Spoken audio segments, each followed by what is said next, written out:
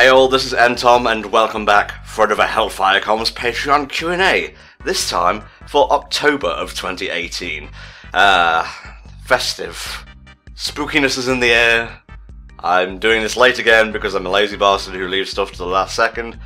So it's going to be like November 3rd or 4th when I put this up, even though I've got some very specific Halloween related questions. Forgive me, I have a lot on my plate right now, but I appreciate your support nonetheless. So let's get right to the questions. Question 1 comes to us from Ronald D. Rankin. How different is Halloween celebrated in the UK compared to how it is in the US? Well, I can only really tell you about my own experience, and I didn't really go trick-or-treating all that much. It seems there's still the whole, like, tackiness to it, if you'll pardon the expression. I can't really think of anything else to describe it like at the moment, but it seems a lot more ingrained in the US compared to, like, outside of there. Because you have all these like movies in the US and what's centered around Halloween and whatnot, and it just seems a lot more part of the culture compared to other places. So I would say it's it seems a bit more like a requirement in the US of A compared to the UK. But if any trick-or-treaters come to my door, we just ignore them. Sorry kids, you gotta work for your candy. You can't pull yourself up by your candy-eating bootstraps, you bastards. But sometimes we give the kids candy. It depends on how good we're feeling at the time. But thank you, Ronald, for your question. And if you want an expanded version of that, look it up on Wikipedia, because I'm already Bulbapedia'd out. Next question. Nocturne Prividini asks, what is the best use of horror and the worst usage, in your opinion? Also, what's your favourite horror-based series?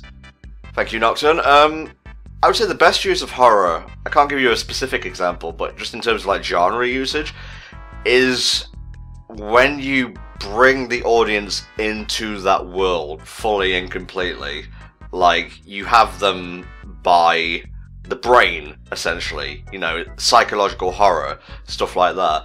I'm not, like, adverse to, you know, films with jump scares and whatnot, but personally for me, as someone with anxiety, they are physically hard to sit through. It's not that I'm scared of it, it's that it will physically provoke a reaction inside of me that will have negative consequences. So, you know, it's basically like saying, oh, I'll hold this open grenade, it's fine, what's the worst that could happen, you know? So I'd say the worst use is just plain old boring jump scares. And as for favourite horror-based series, I don't really have one per se. For some reason I like reading ghost stories and whatnot, but I've never had a favourite horror-based series. Not really one that I look forward to. I guess you could say Saw.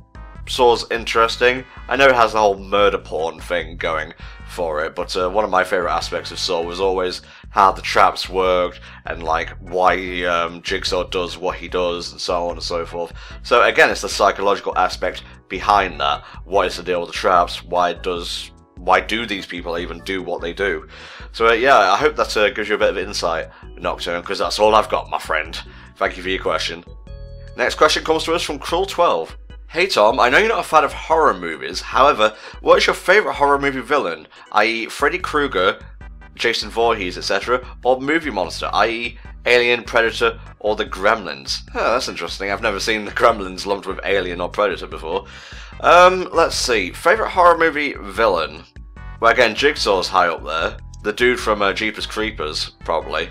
Because, well, there's the whole IRL backstory thing that kind of lends us a very, very high level of creepiness to the whole thing. But the less said about that, the better.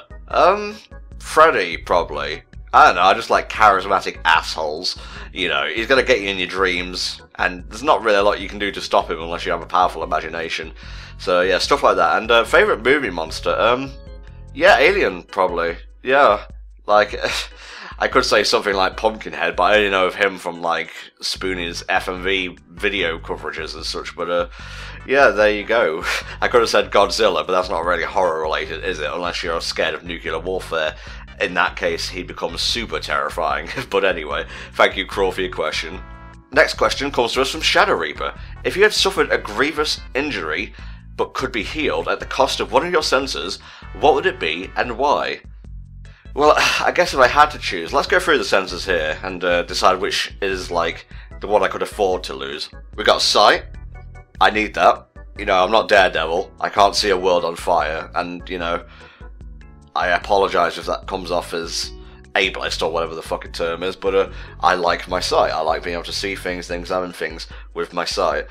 Hearing, being deaf might be just as hard as being blind for me, because I love listening to music, and obviously commentary, it's audio based. I would be completely out of my depth, fucked even, if I lost my hearing, which is a shame because I get ear infections a lot, and trust me, it's very debilitating. Then we have taste. This one could go either way. Honestly, like, you don't need to enjoy a meal to live. You just need to get it down your gullet. And as a fat ass, no one understands that better than me. So I'm going to put a pin in that one, and we'll come back to that. Then we have touch. You need to have force feedback to interact with things in the world. Otherwise, you're just kind of bouncing off stuff, and you could break a bone without even realizing it. So yeah, definitely not that one. And smell. I guess it comes down to either taste or smell, and they're kind of linked to the same thing.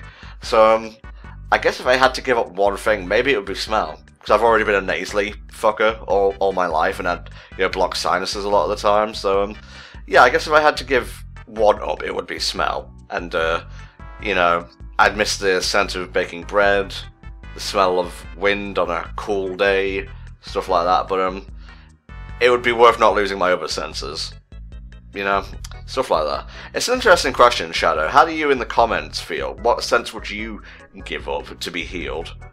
This will be interesting to see. Our penultimate question comes to us again from Mauricio Cuervo. What are some series that the world loves, tell you to play, but you have no interest in? They could be games, movies, or anime. Oh god. Again, this is one of those questions that any answer I give will make me seem like a contrarian, but hey, a lot of people see me as an asshole already, so who cares, right? I don't know. Probably something popular like The Purge or Slenderman. I get the reason, but I just have no interest in whatsoever. And I guess for games, stuff like Persona and so on, you know, really, well, Persona isn't niche, but like niche JRPGs, you know, I don't need to prove myself when it comes to games. I'm pretty happy just playing Kingdom Hearts and so on, you know, and calling it a day, in Pokemon even. So stuff like that, you know. And again, I don't like to be a contrarian, trust me. It's not fun being the devil's advocate. You can become very lonely, but you asked me a question and I had to answer it. So I hope that helps you understand how I feel, Mauricio. Thank you again for your question. And finally, we have a question from Silver Dude in regards to our Kingdom Hearts marathon that's ongoing at the time of me recording this with my voice and vocal words. What has been your favourite moment of the Guiding Key up to this point? I guess playing through KH1 on Proud so far, and stuff like beating Roar of the Sky and 358 over 2 days in one go, and stuff like that. Probably sacking up and playing KH2 Final Mix on Critical. The last session we did at the time of me recording this was a bit rough, but it definitely evened out towards the end, and I am a bit more hopeful going forward. I just need to keep my guard up, so to speak, you know. If I let that down, yeah, obviously the game's going to muller me. You know, it wants me to take it seriously, so just pushing myself a little bit in this, I think. Not everything's going to be on, like, Critical.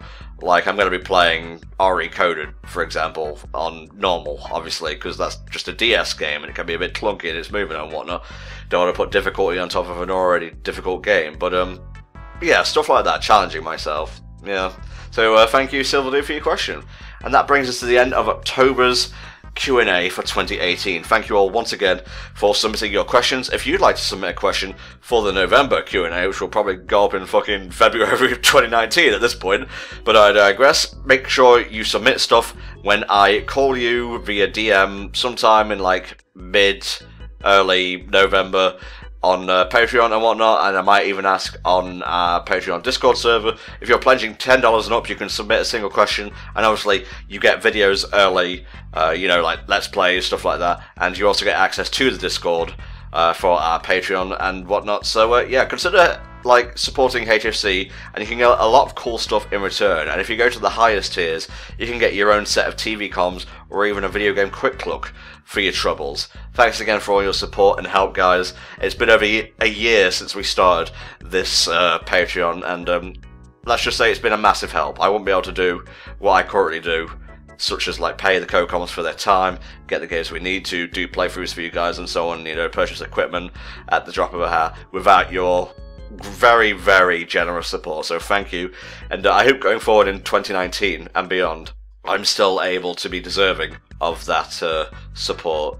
And hey, if not, you guys can just vote with your wallets, but I'll try to not let it come to that point. Thank you again, guys. You all make HFC greater. See you next time. Bye bye.